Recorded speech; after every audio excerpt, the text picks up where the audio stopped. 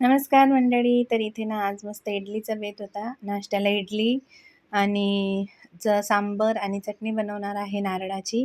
तर इथे मी चिंच पण भिजवून घेतली होती. इकडे एके साईडला ना रात्री मूग आणि मटकीला कोंब यायला ठेवलं होतं. तर थोडे आले होते. म्हटलं अजून थोड्या वेळ ठेवूया.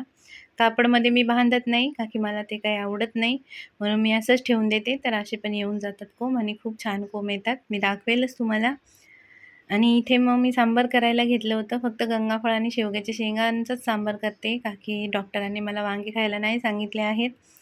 म्हणून मग 2च वस्तूपासून सांबार करणार आहे आणि खूप छान आणि टेस्टी झाला होता. तर मस्त असं सांबारची तयारी करते आणि म्हटलं तुमच्याशी पण गप्पा मारते.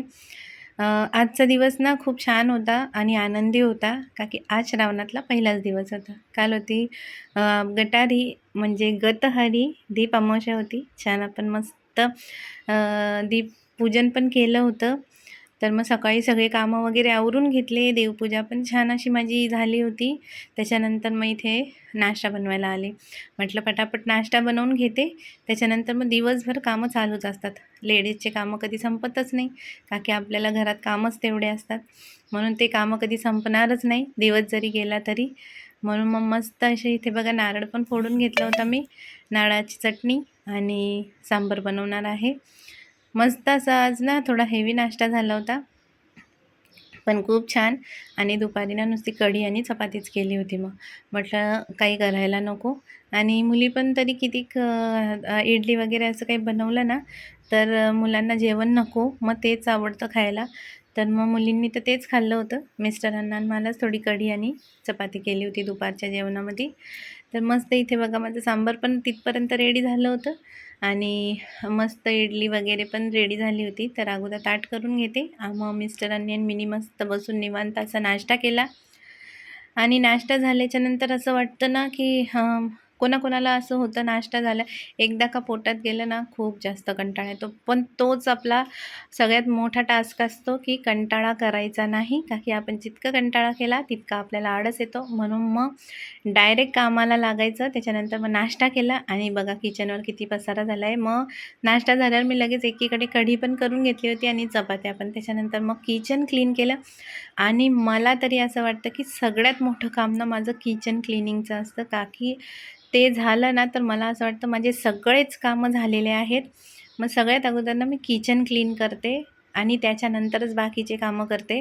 तर माझे बाकीचे कामं होऊन जातात. क्लीनिंग वगैरे सकाळीच करून घेते देवपूजाच्या अगोदरच आणि त्याच्यानंतर देवपूजा करते आणि मग किचनमध्ये येते नाश्ता बनवायला. आणि कपडे पण झालेलेच होते आज. कपडे पण लवकरच धुवून घेतले. तर इथे बघा किचन क्लीन करून घेते आणि मस्त किचन क्लीन झाल्यावर मला असं वाटतं माझे सगळेच कामं झाले आहे. किचन क्लीन झालं आणि आज थोडं ना पटापट कामं आवरले होते, का की खूप जास्त काही असं बनवायचं नव्हतं, का की सकाळी खूप जास्त बनवून घेतलं होतं इडली वगैरे. तर म्हणून मग दुपारी कढी चपातीच केली होती. तर एवढं काही काम नव्हतं. त्याच्यानंतर किचन क्लीन करून घेतलं आणि किचन बघा किती मस्त वाटतं ना असं क्लीन झालं तर. पण ते जास्त वेळ राहत नाही. माझ्यासोबतच तरी असं होतं का, की तुमच्या घरी पण असंच असतं? ते नक्की कमेंट करून सांगा, का की माझं किचन तर नेहमी काही ना फुलच असतं. मी किती जरी क्लीन केलं तरी.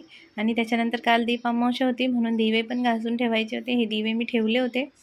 काल काही टाईमच मिळाला नाही रात्री घासायला. म्हटलं उद्या घासेल. त्याच्यानंतर भांडे घासले आणि आता मग दिवे पण स्वच्छ करून ठेवून देते. म्हणजे ते पण एक काम होऊन जाईल. मस्त दिवे असे स्वच्छ करून घेतले. ह्यो दिवा ना माझ्या लग्नाचा आहे. छोटी एक समई माझ्या मम्मीनी दिली होती मला ही समई. मस्त दिवे वगैरे पण क्लीन करून घेतले आणि आता बघा किती छान वाटतंय ना किचन. मस्त वाटतंय. मला तरी खूप छान वाटतं असं किचन, पण ते जास्त वेळ राहत नाही. त्याच्यानंतर मग आता सगळे कामं झाले आणि माझ्या फेसवरून तुम्हाला दिसतच असेल, की मी किती दमली आहे. मग आता मी म्हटलं थोडीशी आराम करते आणि थोडीशी आराममध्ये मग मी थोडी झोपूनच गेली होती आणि डायरेक्ट मग संध्याकाळी बघा किती जोरात पाऊस येत होता. इतके जोरात पाऊस येत होता ना, म्हटलं तुम्हाला दाखवते, पण खूप छान वाटत होतं. पावसाळ्यामध्ये ना खूप छान वाटतं, पण फक्त मला घरातच राहायला आवडतं. मला बाहेर पावसामध्ये भिजायला बिलकुल आवडत नाही. मी घरातूनच पावसाला छान असं एन्जॉय करते. मग दोघं मुली बसल्या होत्या अभ्यासाला. त्या दोघं अभ्यास करत होत्या आणि इकडं मी मस्त छान अशी देवपूजा करून घेतली. सगळीकडे दिवे लावले, छान धूप वगैरे लावला आणि तुळशीला पण दिवा वगैरे लावून घेतला. आणि खूप छान प्रसन्न वाटतं. आणि मी रोज संध्याकाळी ना आम्ही गेले होते ना त्र्यंबकेश्वरला, तिथून मी हा डमरू आणला होता आणि तो पण वाजवते.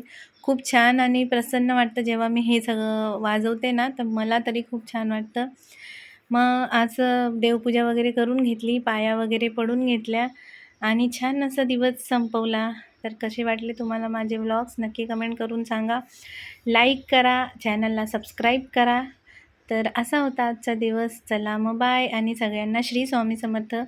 आणि आता तर 7 वाजले असतील, पण बाहेर बघा अजून उजेड आहे. आता लवकर अंधार होत नाही.